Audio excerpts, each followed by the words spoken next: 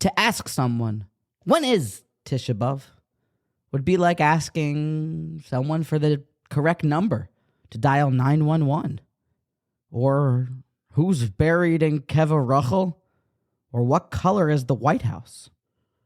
They're all self-explanatory, self-evident, they're obvious. Tu B'Shvat named very cleverly for the date that we celebrate Tu B'Shvat on, the 15th day of Shvat, a minor holiday for the Jewish people.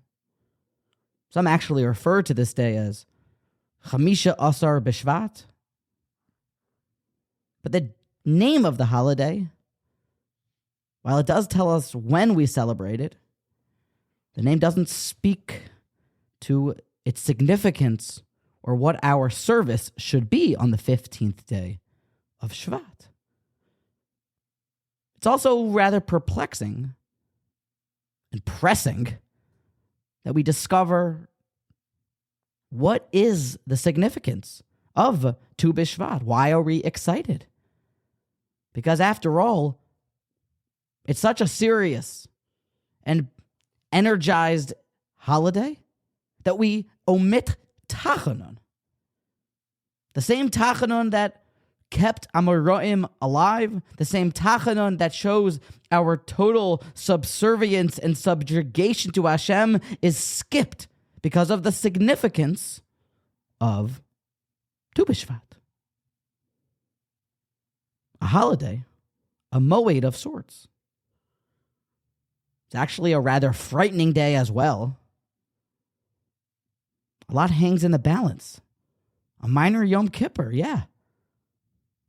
Because the Bnei Yissaschar, he tells us in his mimer on the month of Shvat, citing a reference to the Mishnah in Masechta Rosh Hashanah, Beis Amud Aleph, that Tu B'Shvat is the new year for tree.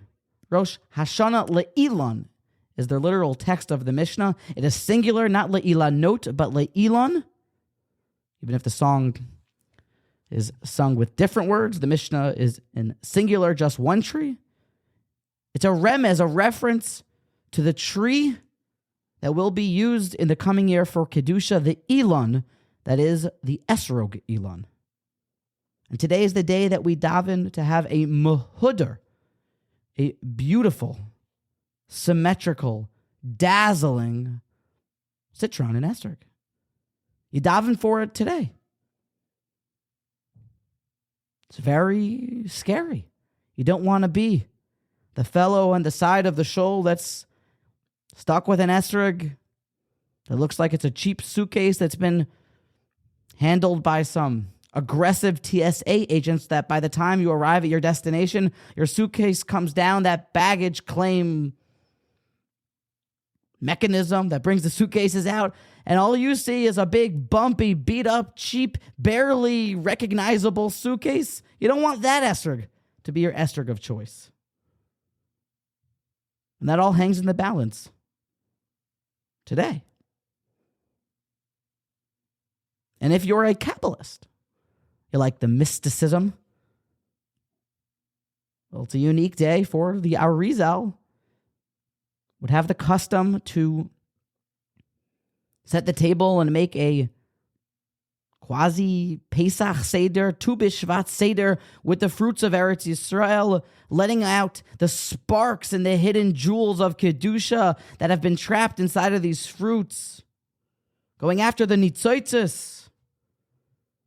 So if you have the Masorah of the Lurianic Kabbalah that you like to practice, there's even more on the line.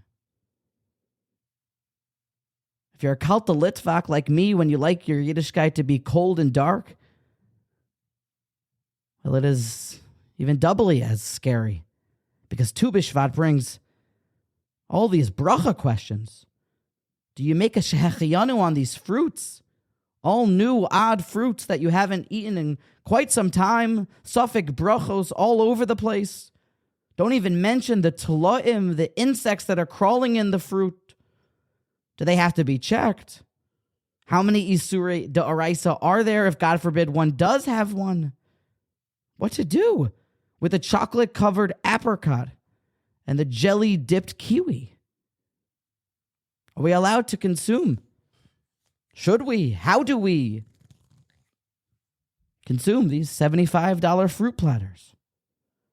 It's a serious day, a weighty day, and a great opportunity. So let's explore. Let's figure out what we can take out of this day, what our avoda is, hopefully unearth the depths, plumb the gold mine of Tu B'Shvat, and maybe we will be zocha to bring home a goodie bag full of Yerushalayim and something practical to do. So let's start at the very beginning. Where's the source for Tu B'Shvat? Where does all this come from? Need the text. But that's a very easy question to answer. It's an open Mishnah at the beginning of Masechta Rosh Hashanah, don't you know? Beis Amar Aleph Arba Rosh Hashanah Haim. There are 4 new years on the calendar. The Mishnah finishes off. Be'echad B'Shvat Rosh Hashanah Le'ilon. The first day of Shvat, not today, was the Rosh Hashanah for tree. That is Kedivrei Beis Shammai. That is how the Academy of Shammai learned. And Beis Hillel Omrim Bechamisha Asar Bo. No. In fact, the Rosh Hashanah Le'ilon is on the 15th. And the Gemara explaining the root of the machlokes of Beis Shammai and Beis Hillel, it does so on Daf Yud Daled, going back and forth about what changes on the first day of the month, the 15th day of the month. Is it the end of the rainy season, the beginning of a new season? Does it still rain? Are there cold days to come, rainy days to come, monsoons to come? A fascinating Gemara. But the bridge that connects trees to people never seems to be crossed. Seems like the trees should be celebrating. It's their bar mitzvah. It's their special day. What does it have to do with people? Why do we eat $75 kiwi apricot platters? So maybe we aren't outlandish to draw the parallel that people are very similar to trees. And celebrations and lessons can be had and should be learned from trees. For after all, the Torah notes of this similarity between trees and people very frequently. The Torah talks about the importance of trees in Mishnayos, in Psukim, in Gemaras. Even if you start at the very beginning of Tanakh, you'll find that the tree of knowledge plays a significant role. Trees obviously have something deeply rooted, pun intended, in Chachmas Hashem. The Parsha Shoftim tells us that literally, Adam Eitz Hasada, the pasuk says that man is a tree of the field. How about the Mishnah in Avos that says that you should be like a tree with a lot of roots, so that even when a ruach she'ena mitzuya, a very intense hurricane, tornado-like wind comes, that you're rooted, entrenched in the ground with your fear of heaven, that even the Haskalah movement or technology cannot uproot your fear of heaven, because you got to have deep roots like a tree. So maybe we are kind of like trees. Really, the Torah comes to mind as even compared to a tree. For Eitz Chaim hi lamachazikim ba is a tree of life. And there are a plethora of parables, similarities, examples, and lessons that are taught about our spiritual climb to greatness, to growth, to that of a tree. But there must be something unique about the 15th of Tu B'Shvat that we get all excited about. Yeah, there is. Tu B'Shvat, something happens to trees. Something that we feel the need to commemorate and celebrate. And I heard this from the great Rabbi Kalish, the angel, the Malach himself, and pointing out, making a beautiful diak in one of the Rashis, when Rashi's explaining the machlokas of Beis Shammai and Beis Hillel. about when Tu B'Shvat actually is, that what happens at this time is the tree finishes soaking up its nutrients from the ground. But during all the past couple months, the tree has spent its waking hours soaking up the sap from the ground, building itself up. But on this day, the tree's all grown up. It's his bar mitzvah. And Rashi, explaining the Gemara a little bit later, gives over the halachic, explaining the halachic nafkaminas about why we have to know this date for laws of tithes and neter ravai and different halachic reasons. But what happens on this day, hashkafically, is that the tree is no longer samuch al shulchan shel ground. The tree is no longer supported. It's a self-sustaining organism. It's all grown up. The maturation phase has concluded. It has reborn, taken its first steps, and now will walk by itself and even get a job by itself as a new California Redwood that doesn't need any help from anyone else. On this day, a powerful lesson is that human beings commemorate this new beginning for trees, this Rosh Hashanah Le'ilan, for it's something that in our lives we should incorporate. For we really are dependent upon people, the nutrients that life provides. We are dependent on our parents when we're young. Some of us still dependent upon our parents when we're older. We are dependent upon our rabbeim and our chavrusas for spiritual encouragement and Torah teaching. We are dependent upon our spouse. We are dependent upon others. We are dependent on so much to get the mitzvos and Torah done. But the Alter of Kelm says over very poignantly that the more of a necessity something is to life, to existence, the more readily accessible it is. HaKadosh Baruch Hu made it easy for us to access water because it is a tremendous necessity for life. Bread, easy to get. Air would be impossible to live without, so it's everywhere. It's a spectrum. And when you go the other way, the more of a non-entity, non-important luxury that the item is, more rare. It's because vice tois, it must be, it's not all that important and crucial to human survival. But really, a human being, him by himself, with nothing else but a brain in his head, could survive. Hashem gave him everything. You can take shelter in trees. And if it wasn't for other aspects of honor, maybe we would live in a cardboard box in some basic shelter and food and water. But Vayavasar Yaakov Levado and Vayelech Avraham are avos.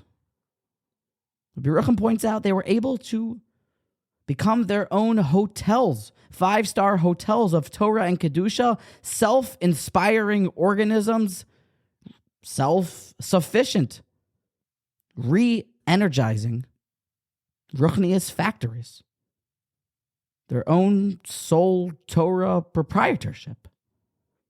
They could learn and they could grow on their lonesome. And Rabbi Kalish, he told his Bachrim this beautiful lesson that there is a time that a person needs to become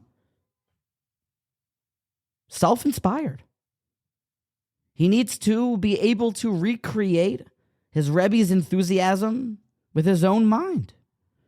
And this is the lesson of the trees, that they no longer need the help of the ground, but they grow into tall, towering California redwoods by themselves.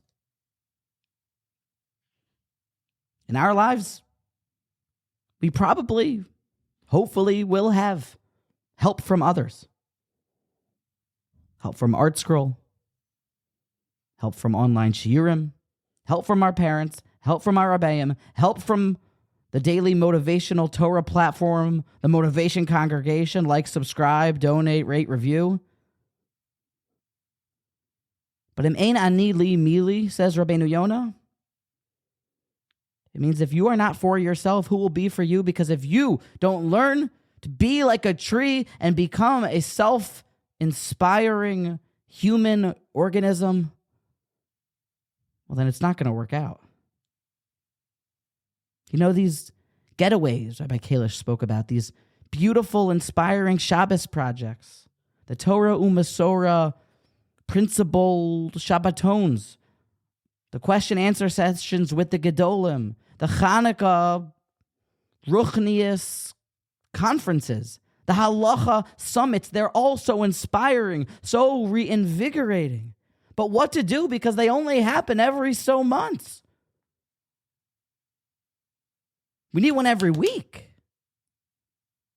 But other Meitzasada, like on Tu B'Shvat, there comes a time when a man can learn that his own Friday night Suda, him and his spouse and his children, they can recreate the Shabbos project, the Torah Umasora convention around the table with the Shabbos candles off to the side. He can have his own question-answer session with his family. He can have his own inspiring talk with his Shnayim Mikra Sefer and his own motivational drasha from his Mishnayos. That's what it means to grow up, to grow into a large, towering California redwood on the day of Tu B'Shvat. It's Tree Independence Day. It's a quasi-moed.